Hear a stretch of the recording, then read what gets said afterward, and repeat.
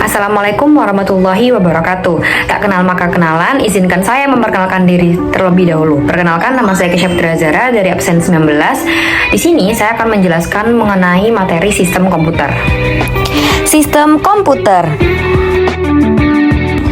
Sistem komputer sendiri terdiri atas 3 subbab. Yang pertama yaitu perancang sistem komputer, yang kedua struktur komputer multicore, dan yang terakhir yaitu pengenalan perangkat kendali.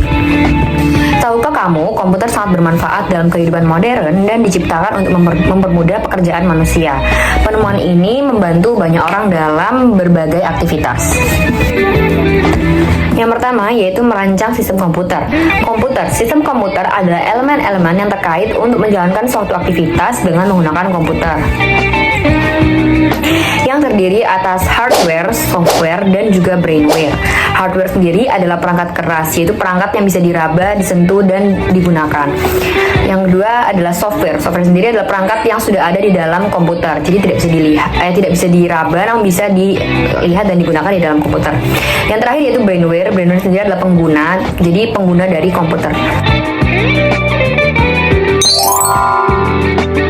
Nah, yang pertama A, data processing, di mana data itu diubah dan dimanipulasi untuk menghasilkan informasi yang bermanfaat.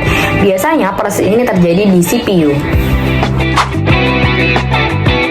Selanjutnya yang B yaitu data storage. Nah, data storage ini terdiri atas 2 macam, yaitu yang pertama RAM dan juga ROM. Nah, apa sih bedanya RAM sama ROM itu? RAM itu kepanjangannya adalah Random Access Memory, atau yang artinya memori sementara. Contoh dari RAM sendiri itu adalah flash RAM. Nah, selanjutnya ROM. ROM itu kepanjangannya Read Only Memory, yang artinya memori permanen.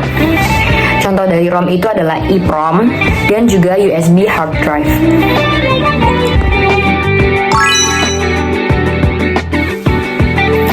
Selanjutnya itu adalah data movement, proses di mana data diterima dan juga dikirim, yang terdiri atas 2 macam juga. Yang pertama yaitu input. Input sendiri adalah perangkat yang mengirimkan informasi ke dalam komputer.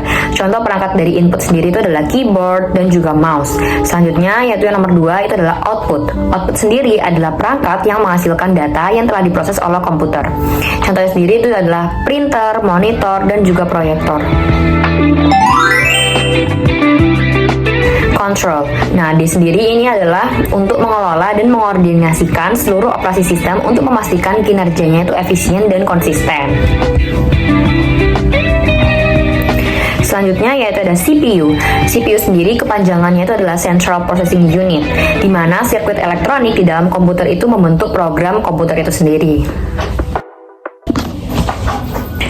Nah, komponen dari kontrol sendiri itu ada 4 macam. Yang pertama yaitu ALU, atau yang disingkat dari Arithmetic and Logic Unit.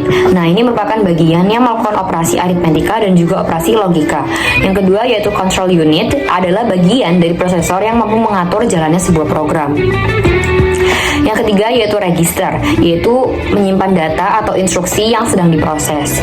Dan yang terakhir yaitu CPU interconnection, adalah menghubungkan komponen-komponen internal yang ada di CPU.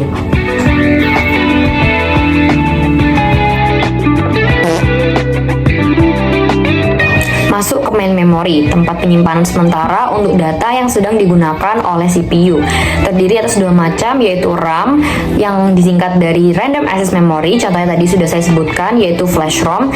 Dan yang kedua yaitu ROM, yaitu Read Only Memory, yang contohnya tadi adalah USB hard disk dan juga EEPROM.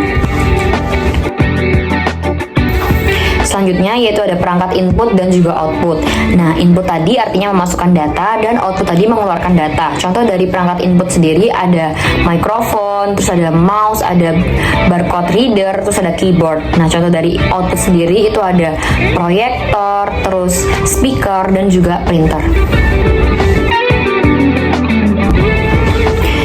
Selanjutnya yaitu sistem interconnection, adalah mekanisme yang digunakan untuk komunikasi antara CPU, memori utama, dan juga perangkat input dan output.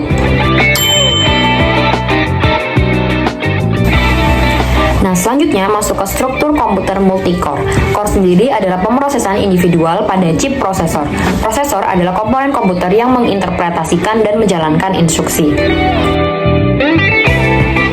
Nah, elemen fungsional core itu terdiri atas 3 macam. Yang pertama, instruction logic, yaitu mengambil instruksi dan mengkode.